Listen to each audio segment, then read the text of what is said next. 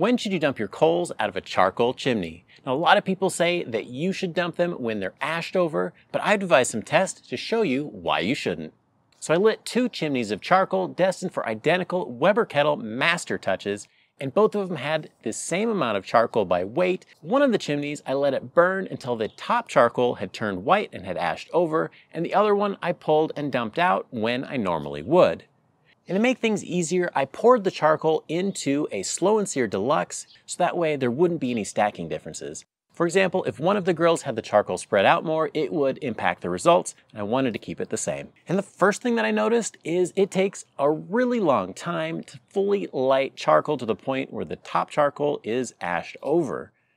The charcoal chimney was getting so hot as it was lighting that I couldn't even really stand near it for very long, but the top of the charcoal was still black. It ended up taking a full 28 minutes before the charcoal on top looked ashed over.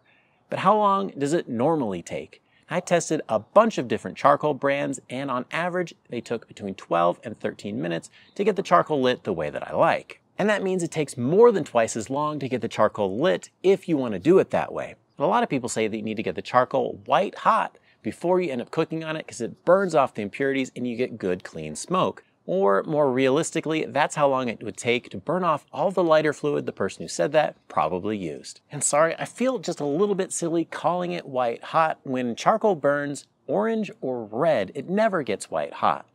People just say that it's white hot because as it burns, it starts to ash over, which is white, but not white hot. And it's true that charcoal puts off some pretty poor tasting smoke when it's first lit, and if you let it go longer, it ends up burning off and you get nice clean smoke for your food. But check out what happened when I put the partially lit coals into the Weber kettle.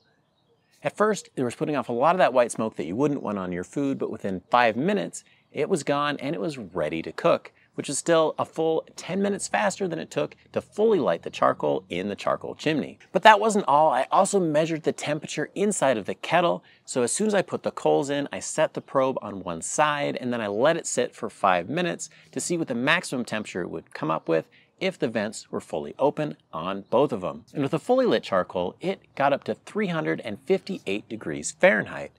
And the partially lit coals, they didn't get quite as hot. It only got up to 338 degrees Fahrenheit.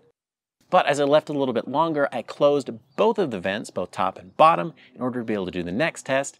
And that was just enough time to get the partially lit coals all the way up to 358 degrees Fahrenheit as well. And so it's still possible to get those cooking temperatures. It might just take an extra minute or two. So let's flash forward to today. Yesterday, at the end of the 5 minutes, I closed the vents, both top and bottom, which cut off the oxygen and immediately put out the fire. That effectively locked in the amount of charcoal in each grill. Since it's been long enough, they're completely cool. I'm going to weigh them and see how much is left. And this is one of the big benefits of using the S&S Deluxe, that it's a charcoal basket, but it also has a covering on the bottom, which allows you to shake it just a little bit to get out all the ash. So we're only weighing the amount of charcoal that's left and ready to burn.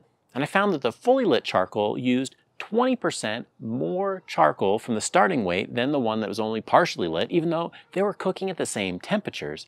Given the results of that and the other tests, making it fully lit just seems like a big waste. If you found this video helpful, you'll also like this video where I go over the tips and tricks for getting the most out of your charcoal chimney.